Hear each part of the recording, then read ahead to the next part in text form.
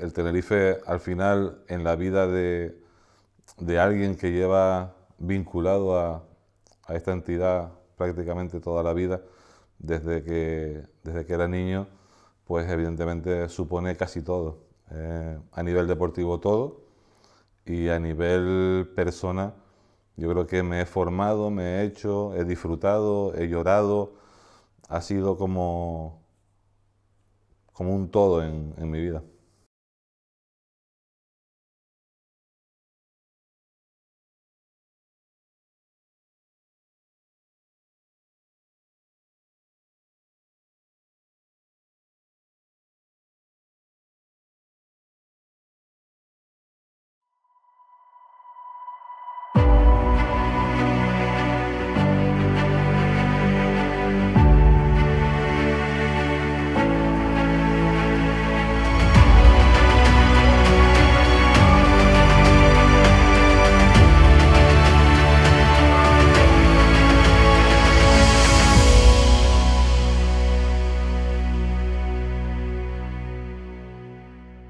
Quique Medina fue un prometedor defensa central que debutó en el Club Deportivo Tenerife con 16 años.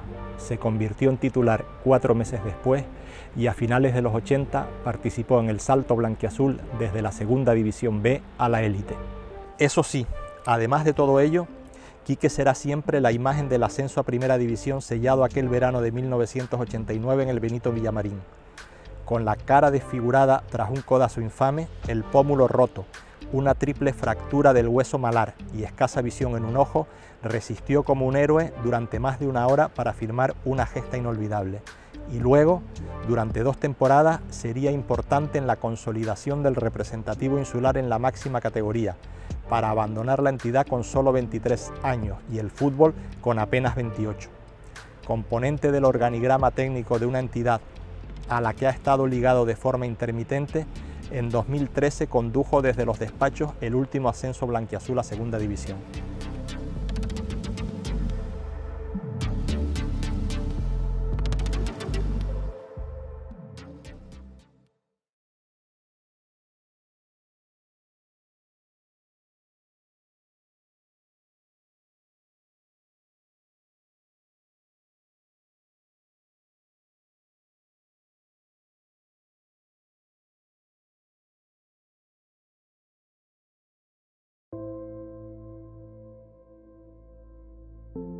Desde muy pequeñito soñaba con jugar en el Tenerife. De hecho, tuve la suerte de jugar en el Club Deportivo Alegría, que es donde yo me inicié, donde Onésimo Díaz, que era el masajista del Club Deportivo Tenerife, era el alma mater del club.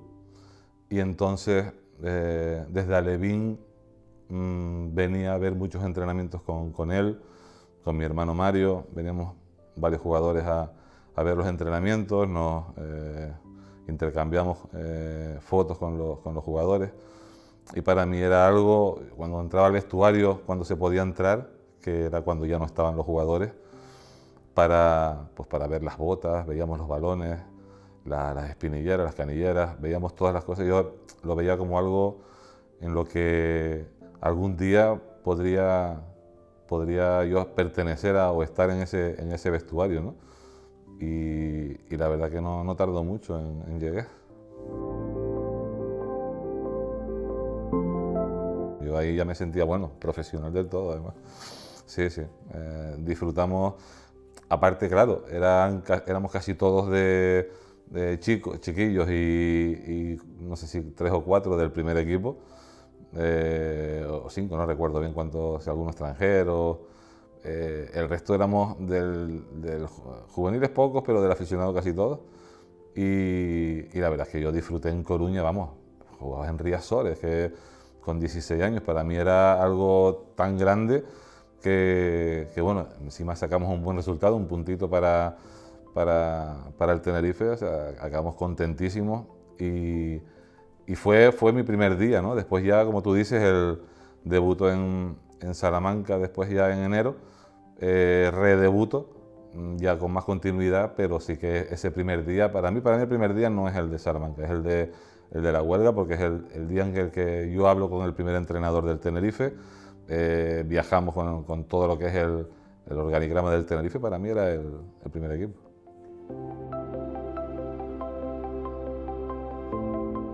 Yo creo que son cambios generacionales, ¿no?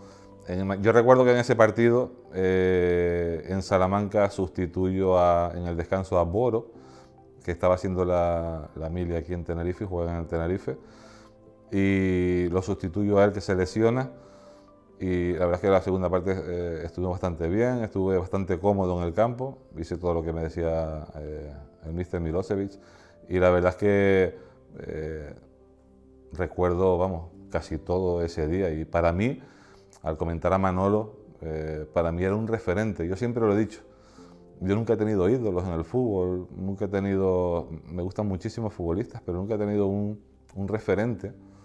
Y yo siempre he dicho que Manolo, a día de hoy, si fuera jugador de hoy en día, hubiera sido jugador de primera división de la selección española. Nunca he visto un jugador más completo que Manolo. Pero eso lo digo, y se lo dije a él un día que tuve la oportunidad de verlo en un programa de radio, y después de muchísimos años yo tenía guardado eso y se lo pude comentar, y se lo dije con lágrimas en los ojos, porque la verdad es que para mí era como lo máximo. Y imagínate sustituirlo a él. No digo que le quite el puesto, yo digo que lo sustituyo, que creo que es lo más conveniente por el cambio generacional que había, ¿no? Fue, aparte de precioso, de inolvidable, duro, muy duro para un niño de 17 años que no me atrevía ni a hablar. Yo llegaba pues con 17 años, una mancha en la cara, y dónde ha salido.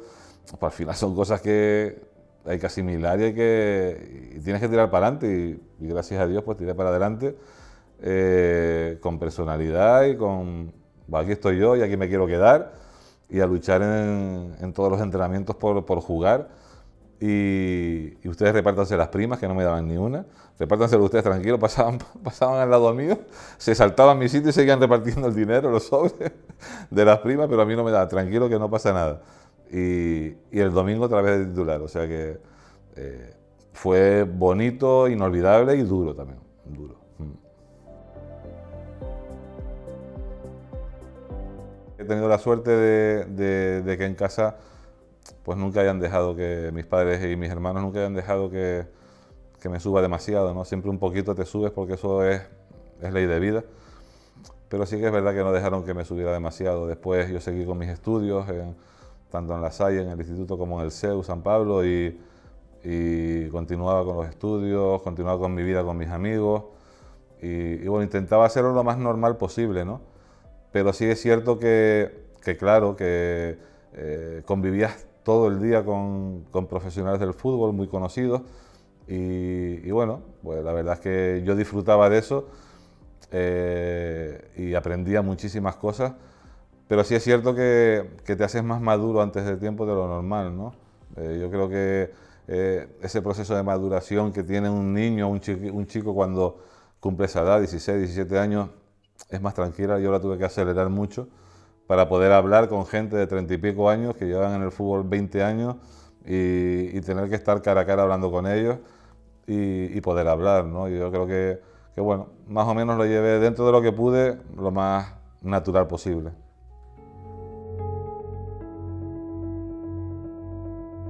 A mí no me dejaron encerrarme porque me pilló justo cuando yo empezaba y era menor de edad, y entonces no podía estar en el vestuario encerrado, entonces yo me iba a casa y los jugadores el resto de jugadores se quedaban en el vestuario, me acuerdo en esa época.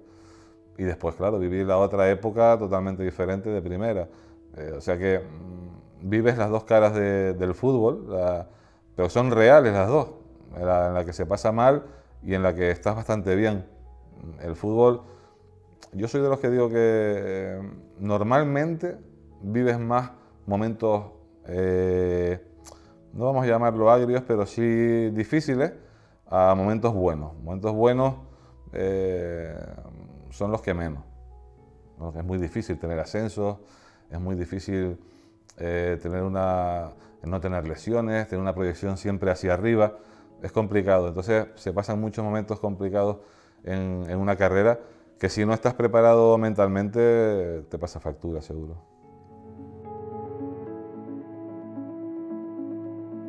Yo creo que ese año con Martín Marrero en ese ascenso, yo creo que sí, tienes toda la razón. Yo creo que se empieza a formar lo que luego fue ese Tenerife con esas plantillas con bastantes canarios. No recuerdo exactamente cuánto éramos en ese ascenso, pero éramos bastantes. Y después se fue esa base de ese equipo. Yo creo que una buena parte de ella logró el ascenso después a Primera División. O sea que yo creo que sí es cierto que se empezó a formar en ese año con Martín Marrero, en el que éramos un bloque muy unido y que ese bloque tan unido nos llevó después, al poco tiempo, a lograr el mayor éxito del fútbol, que es un ascenso a Primera División. El subir a Primera División no te lo puedes creer. O sea, es algo diferente, algo único que se vive muy pocas veces. Hay gente que ha tenido la suerte de vivirlo unas cuantas veces, pero yo creo que he vivido una vez solo un ascenso a Primera. Después de tantos años encima en Tenerife, de haber estado en Segunda División, el vivir lo que se vivió era tan grande, te pasaba tan por encima que fue difícil para todos asimilarlo. El llegar de Sevilla, después del partido que tuvimos, después de venir con el pómulo roto, llegar y encontrarte que el avión no puede aterrizar porque los bomberos tienen que echar a la gente que estaba entrando en la pista de aterrizaje, la guagua llega a la Plaza de la Candelaria y la cola de coches llega hasta el aeropuerto del Sur. Es tan grande lo que se vivió después de tantos años de sufrimiento, de estar en un fútbol profesional, entre comillas, y llegar y decir, aquí estamos en Primera División otra vez. La gente lo disfrutó tanto que parecía una noche grande de carnaval, tan grande que yo no he vuelto a vivir nada de eso. Y no creo que lo vuelva a vivir. Ese equipo no vivía nada sin estar todos juntos, o sea, absolutamente nada. Salíamos juntos, comíamos juntos, entrenábamos todos los días, o sea, prácticamente era un grupo de chicos tan normal y con ganas de triunfar, que nos juntamos y nadie apostaba por ese equipo y al final nos metimos ahí, que lo normal hubiera sido subir directo y no en promoción, pero bueno, al final nos tocó jugar esa promoción y pasamos por encima todo un Betis con todas sus estrellas y con todos los internacionales que tenía, y nosotros pues a la chiquita callando nos metimos ahí. Hombre, Benito fue más que un entrenador. Yo creo que fue un profesor, fue un padre para todos. Nos enseñó muchísimas cosas del fútbol, de la vida. Fue el que forjó el que vinieran jugadores nuevos ese año, no de años anteriores, sino nuevos ese año, y se acoplaran de la misma manera que estábamos todos. O sea, fue algo tan grande lo que logró en ese año, que yo creo que es muy difícil para un entrenador. Yo soy entrenador también, y creo que es muy difícil ser capaz de aunar a 25 tíos de la manera en que lo hizo, y sobre todo tan cordial y tan cercano, que lo hacía todo muy fácil, muy natural. Eso era lo grande de él, lo hacía natural. Y de repente te pega unas broncas tremendas, pero broncas, ¿eh? No te creas tú que broncas.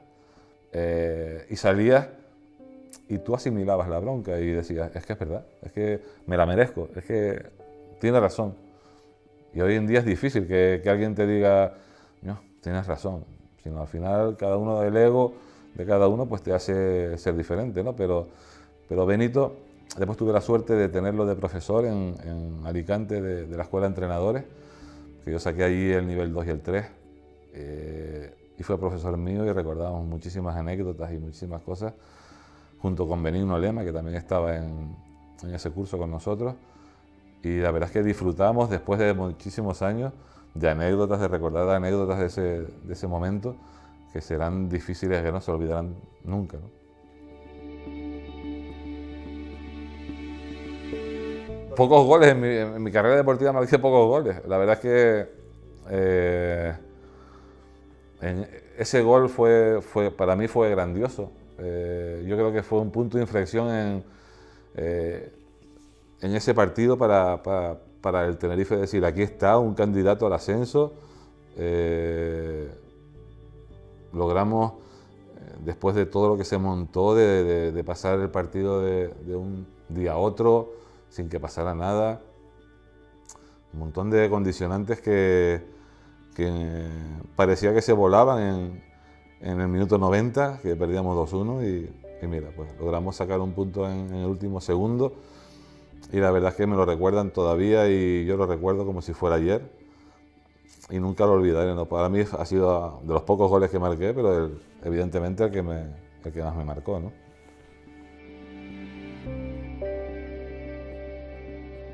Cuando pasa algo tan grande como un posible ascenso a Primera División de un club, yo creo que al final todo el mundo tiene que participar de eso y nosotros los jugadores queríamos participar también y bueno, la verdad es que se vivieron momentos difíciles, logramos abstraernos de todo lo que estaba pasando por fuera, de todo lo que nos decían, de intentos de agresión que hubo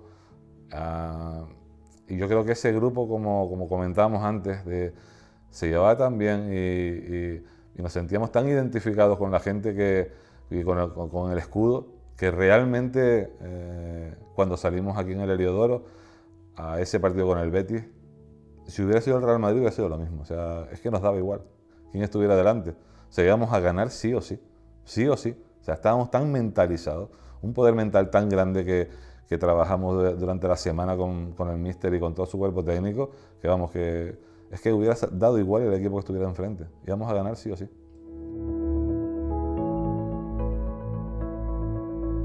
El partido fue violento, de los más violentos que yo he vivido.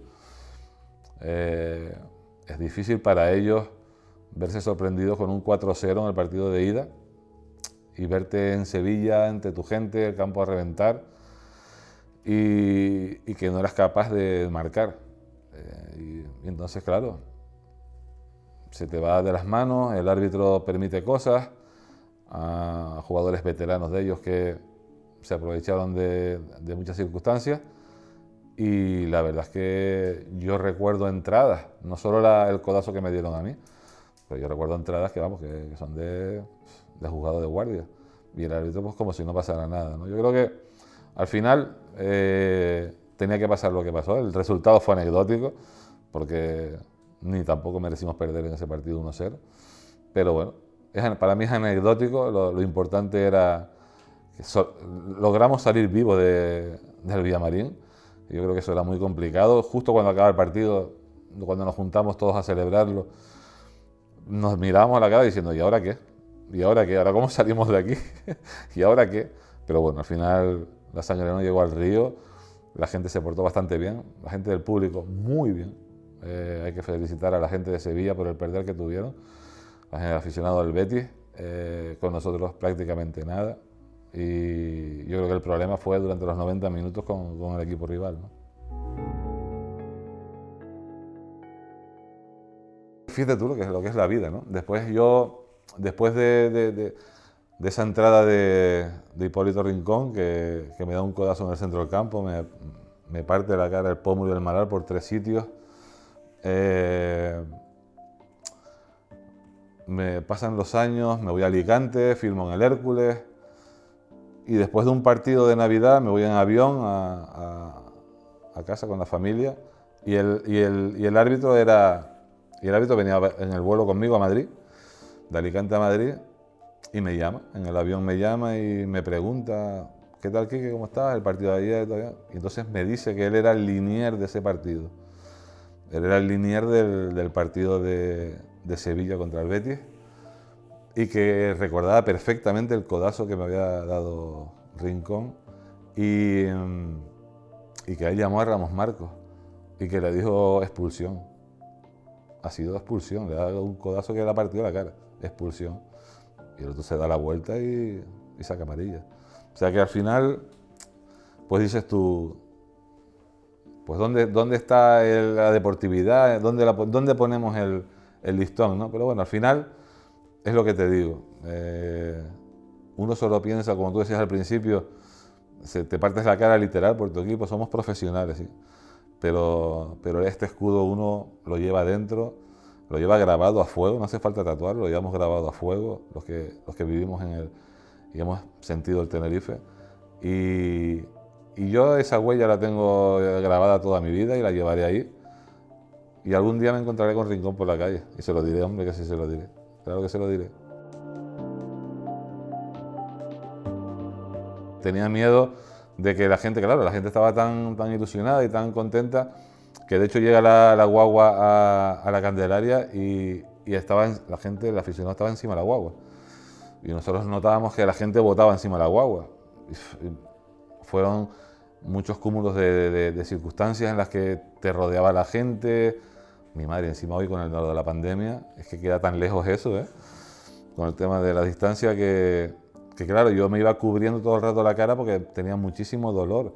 Yo durante el partido le decía a Benito que necesitaba cambiar, que necesitaba marcharme y me daba una pastillita y para adentro. O sea que fue minuto 40 o así de la primera parte y aguanté todo el partido. O sea que fue bastante duro y después cuando ya se te quitan los efectos de los calmantes, tenía mucho dolor, a los 2 días me operan o a los 3 días me operan. Y entonces yo creo que tampoco viví demasiado lo que era las celebraciones, pero ya te digo que no hizo falta. Yo sabía por dentro, lo estaba viviendo, lo que habíamos hecho, lo que habíamos logrado y lo que me iba a tocar por disfrutar, ¿no? Es muy difícil, jugar en primera división es complicadísimo. De hecho, yo solo pude jugar 2 años en primera división. Es muy difícil.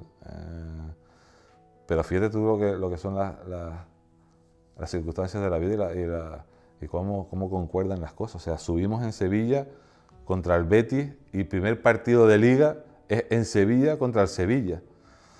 O sea, las casualidades de la vida son tremendas. Y llegamos al Pizjuán y cuando salimos a calentar vemos a los viris ahí, todo el campo lleno, los viris saltando, aplaudiéndonos, y con una pancarta de lado a lado, detrás de la portería de los viris, gracias Tenerife. O sea, son las casualidades, ¿no? del fútbol. Y todo eso te hace vivir cosas que dices tú, madre mía, a lo que llega el fútbol, ¿no? En primera división es totalmente diferente a todo y esperemos y deseamos que pronto volvamos a vivirlo, ¿no? Porque es lo más grande, la primera división es lo más grande que hay. Llega Javier Escargorta y justo me expulsan contra el Sevilla aquí en casa y yo creo que fueron 4 partidos suspendidos y claro, el entrenador nuevo pone a los que puede contar con él. Yo tengo un mal perder, soy muy competitivo, o era muy competitivo y la verdad es que no lo llevé bastante bien, estaba acostumbrado a jugar siempre y no lo llevaba bastante bien. Y ahí aprendí mucho a controlar las emociones y la verdad es que de Javier Escargorta aprendimos un montón y gracias a salvamos la categoría al final y sobre todo yo creo que esa primera vuelta tenemos que valorar por cómo jugaba el Tenerife. O sea, el Tenerife era un recién ascendido con Vicente Miera. Nadie decía que el Tenerife era un equipo de segunda, era un equipo de primera jugando muy bien, pero no teníamos la suerte de los resultados. Y por eso al final le costó el puesto al míster y vino Xavier, ¿no? Pero bueno. Logramos llegar al final vivos a esa promoción contra el Depor, en la que nos jugaban muchísimo y ellos también, subir a primera división. Pero bueno, estos 2 partidos, el primer partido aquí en casa, difícil para nosotros, complicado porque se nos exigía, como tú comentabas, se nos exigía mucho y quedar 0-0 parecía como que ya estaba perdida la eliminatoria. Y nosotros sabíamos que en Coruña podíamos hacer daño y fuimos con esa idea y ese centro del Chapi Ferrer y el remate de Edu, pues se tiene grabado, de Edu Ramos, se tiene grabado también como... Yo creo que si en ese partido nosotros no hubiéramos lograr el mantener la categoría, ese post-Tenerife yo creo que no hubiera vivido. O sea, la clave fue mantener ese año la categoría. Estábamos llorando, Yo cierro los ojos y me veo sentado en el vestuario de Riazor, con los brazos caídos. O sea, era una liberación de tensión tan grande, tan grande. Fue un año duro de exigencia, porque aquí la gente, la afición aprieta y te exige. Cuando estás en segunda te exige estar arriba, y cuando estás en primera te exige también estar arriba. O sea, aquí te exigen siempre al máximo y tienes que estar preparado para ello. Y es complicado, es complicado. Yo tenía 2 años más de contrato con el Tenerife. Me quedaban 2 años más de contrato, pero yo hablo con Santi Llorente. Hombre, me ponen las cosas claras, iban a venir centrales, habían venido. Yo hice la pretemporada con el equipo, en cabeza de Manzaneda. Y cuando vi que habían pocas posibilidades de jugar, yo lo que quería era jugar. Tenía 23 años y yo lo que quería era jugar. Surgió la posibilidad de irme a Sabadell, en segunda división, que habían hecho un equipo, un proyecto muy bonito para subir a primera, y no me lo pensé 2 veces. Perdoné los 2 años de contrato que tenía para marcharme, porque yo no podía irme de otra manera, y me fui a Sabadell con las ganas de seguir ahí creciendo, ¿no? Pero sí es cierto que me quedaban 2 años de contrato y renuncié a ello. Empecé muy jovencito, como hablábamos anteriormente, y bueno, la verdad es que ya no eran lesiones graves las que había sufrido, pero sí ya me costaba más entrenar. Pensaba en una pretemporada y se me hacía muy cuesta arriba, era muy duro. Y bueno, tenía una oferta de Málaga, recuerdo que tenía una oferta de Málaga, y decidimos no aceptarla después de acabar en Marbella, y justo ahí decidimos dejarlo todo ya para encaminarlo de otra manera, y después decidí prepararme como entrenador. Pero sí es cierto que podía haber aguantado unos cuantos años más. Es de las pocas cosas que me arrepiento, fíjate. De las cosas que he hecho, no, casi nada me arrepiento. Asumo lo que hago, pero de eso sí que ya se pienso para atrás y digo, vamos, 3 o 4 añitos más me hubiera gustado participar más y tener más experiencias en el fútbol. Pero bueno, la verdad es que tomé esa decisión y ya está, no pasa nada. Me apasiona, o sea, me apasiona el mundo del fútbol, me apasiona lo que rodea todo el fútbol, la gestión me gusta mucho más que el campo, y de hecho me preparo mucho más para gestión que para estar en el campo. Pero bueno, he tenido mis momentos de entrenador en los que, oye, pues he hecho mis pinitos y me he sentido bastante cómodo y bastante bien, tanto en Alicante con Álvaro Pérez, con Felipe Miñambres, como en el Laguna, como en el Tenerife, tanto en el Tenerife B como después en el primer equipo. Segundo entrenador últimamente con César Rivero. Son cosas que me apasionan, y el fútbol tiene muchísimos apartados y muchísimas posiciones, y una vez estás aquí, otra vez estás allí. Y eso no me preocupa. Lo que más me valoro y lo que más me gusta es estar dentro del fútbol. Evidentemente te cabreas de no tener el ascenso como entrenador, pero valoro lo mismo después como director deportivo. O sea que pasó así las cosas. La verdad es que pasamos 2 eliminatorias muy bien, y después fue en Ponferrada, ¿no? En Ponferrada la verdad es que fueron 2 partidos bastante complicados para nosotros. Ponferradina tiene un equipo buenísimo, con un muy buen entrenador, con Claudio, y en el que a nosotros nos costó mucho, con un penalti de Pablo Sicilia, me acuerdo, en Ponferrada, al filo del descanso, y perdemos 1-0. Y después aquí en casa hay 2 momentos claves en ese partido, que es el último minuto de la primera parte, en el que nos hacen penalti, es penalti de expulsión y no lo pitan, y después en la reanudación de la segunda parte, en el que Quitoco comete penalti, nos pitan penalti y lo expulsan a él. Fueron 2 momentos y perdimos 1-2. Creo que fue 1-2. Fueron momentos en los que, bueno, pudimos haber ascendido y no se ascendió, pero bueno, el Tenerife al final el club decide dar un paso más hacia adelante y nombrarme director deportivo, y después pues sucede lo que todos conocemos en la 12-13, que logramos ascender con Álvaro Cervera y con un equipo fantástico que logramos volver otra vez al fútbol profesional. Soy de los que pienso que somos muy importantes, tenemos muy buenos jugadores, lo hemos demostrado en la historia del fútbol, lo hemos demostrado, y ese año, ese último año mío de director deportivo aquí, logramos hacer muy buenos partidos.